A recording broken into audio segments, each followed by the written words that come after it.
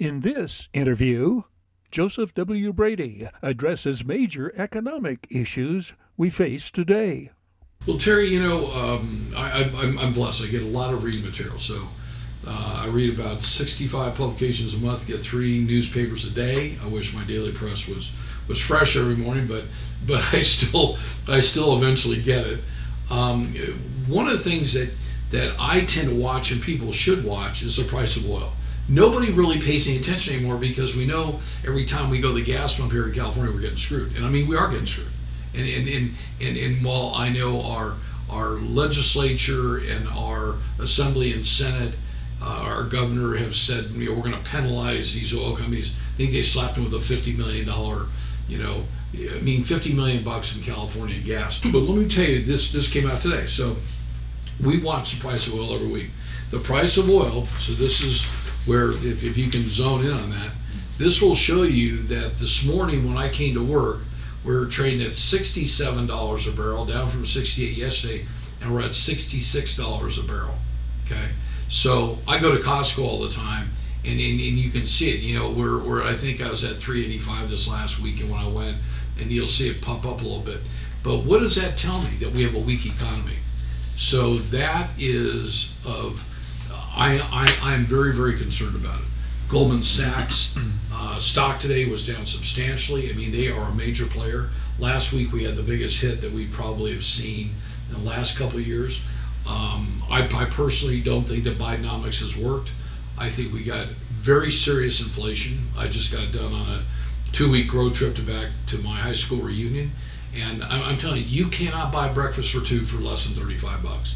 And I mean, that's not with a cup of coffee. I'm talking about when Deb and I order 2 omelets and 2 glasses of water. By the time you get done paying, $13 to $14 for an omelet that used to cost you $7. So this inflation going up 20%. No. I just went to Vons the other day with Deb to get a couple things, and she brings a basket and she said, "Joe, this is crazy." And I'm thinking to myself, Terry, we don't have any kids. We have friends that come over and eat, and we're lucky that we can buy what we want. But when you see the shrinkflation and the prices go up, and you think this is crazy. So, where are we? I think that people, a lot of our clients have just decided to wait. They're gonna wait until after the election to see, are we gonna be? I mean, this is an election about really 2 things. It's about capitalism, whether you like Donald Trump or not. It's about capitalism, or Kamala Harris and Tim Walz. It's socialism, communism, and Marxism. That's what it is. So but we do have deals that are moving forward right now that they don't care who the president is. We're blessed. We're doing a 124 unit 4-story, a national brand, probably way national brand hotel down in Hesperia. It took 5 years to get there. When I talked to him about a pending recession, he said, "Joe, people are traveling, people are moving in the marketplace. 80 million square feet of industrial coming on the marketplace. That has nothing to do with Kamala Walz or Pence Trump." So I still see Brightline coming in here that's going to be a big push.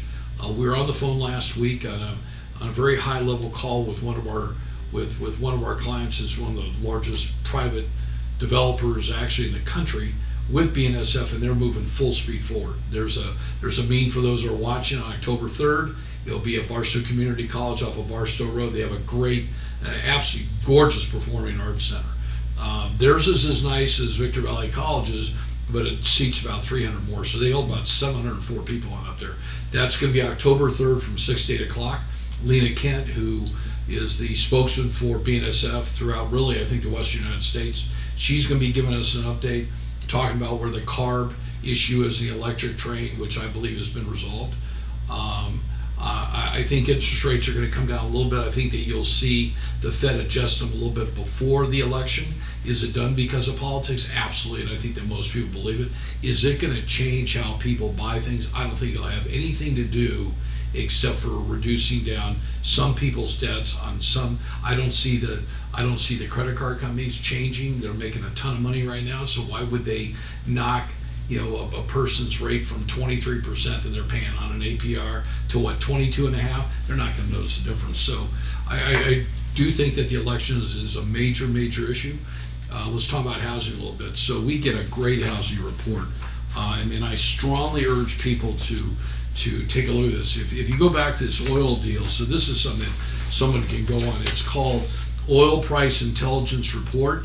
So I get it from a person at M. Scott, like M.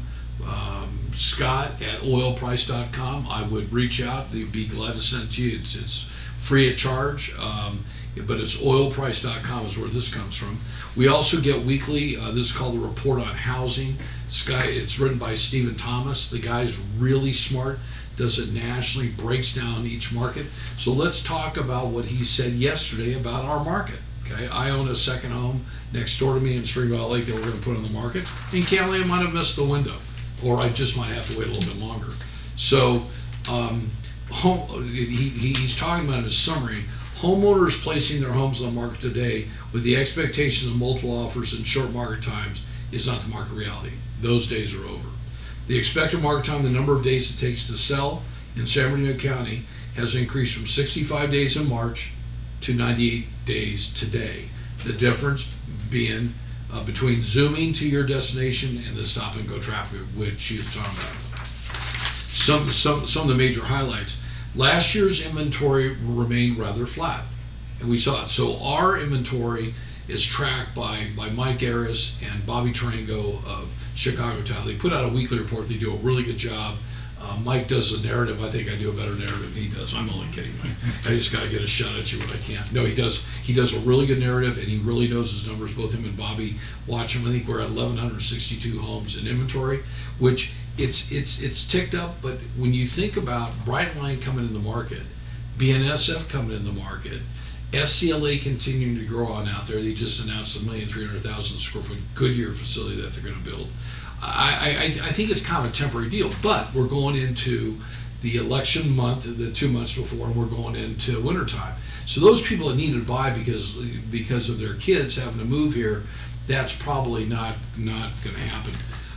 The active listing inventory increased by 8 homes. Now check this. This is in the county. The active listing inventory increased by 8 homes in the past 2 weeks, nearly unchanged, and now sits at 5,161 homes in our county. And it's the highest level since October of 2022. Typically, San Bernardino reaches its inventory peak between August and September. So it's no longer the most advantageous time to sell at this point. The last thing that he says, demand, which is a snapshot of how many homes get sold.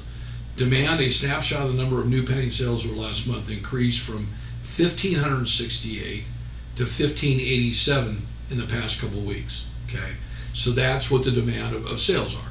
So go back, we have 5,161. Okay, we have where our demand is at 1,587. So you can see where there's almost a 100-day supply or a 3.5 month. I don't think the world's coming to an end. I think that housing's stabilized, but it is something that, people, when I was giving speeches up here all the time, I've done, last time we counted, it was like 1,100 throughout Southern California. The number one thing that people always want to know, depending upon who you're speaking to, is what's going on in housing.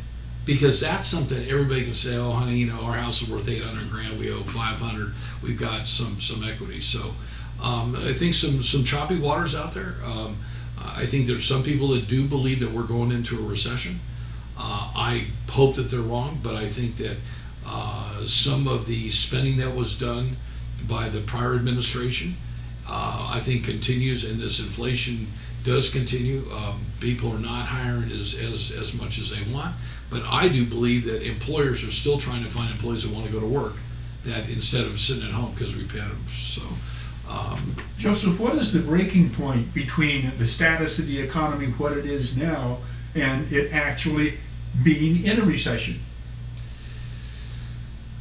I think part of it becomes psychological. I mean, in a recession, you're losing jobs and interest rates are high, and you don't have the demand for goods, so people aren't buying, and then you've got inflation on there.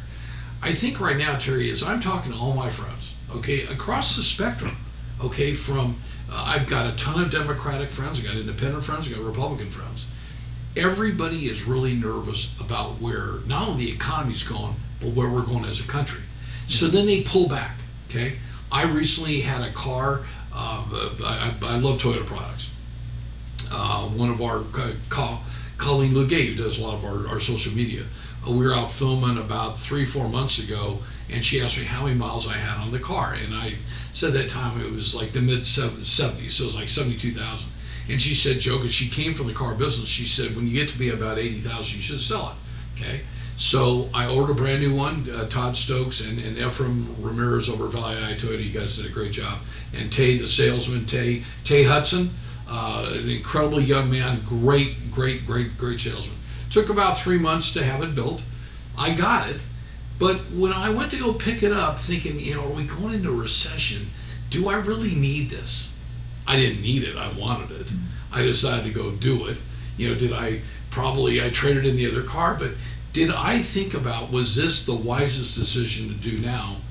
Probably not. Now, if we had kids and I had, kids that needed cars or they had to go to college, I would have said to Deb, let's go ride that car to 200,000 miles, because that's how far a Toyota would go. But so I think that everybody I'm talking to, they're squeamish about where the economy's going because they're squeamish about where we're going politically. Yeah. And I'm going to talk a little bit about that, and some people might like what I have to say, and some don't. So, okay. Just one last thing on the economy. I found this rather interesting, and this really goes back to fake media. Like Donald Trump or not, he coined what fake media is. We were always brought up when Walter Cronkite said something, it was a fact. Okay. Walter would not put up with what we're put up with today. So here, this comes out from Connect Money, and it says, breaking news, U.S. adds 142,000 jobs in August as the labor market continues to cool. Okay? It's right there. So it's not, the problem is with the media, they'll tell you something and they want you to believe it, but they won't back it up. So the next one that comes out, this comes out from the Wall Street Journal.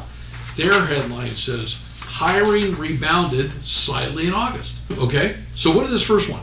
It says the market's cooling. The Wall Street Journal comes out and says U.S. job growth rebounded slightly last month after a midsummer scare, keeping the Federal Reserve, blah, blah, blah. The economy had 142,000 jobs. The unemployment rate is still at 4.2%. Now you get, this comes from CBS. This is the bottom one. So I've had these on my desk and kind of laugh. This one says, employers added 142,000 jobs in August. Just what the Wall Street Journal says. Weaker than forecasted. Labor market data comes less than 2 weeks ahead of the Federal Reserve's decision on whether or not to cut interest rates. So they've got a political problem. Okay, we spent all this money, which created this inflation. We need to stimulate the economy. Do you cut interest rates? And then, did you notice that the Biden administration had lost 858,000 jobs that had to get reclassified that they said that we had? So I think all those things make people a little bit nervous. But I just find how the fake media, God bless how you say that, can take a story and spin it 3 different ways. So I hope that answers some people's questions, and we'll go from there. Okay. Be watching for upcoming interviews on today's most important issues and topics. Thank you for watching this Joseph W. Brady online report.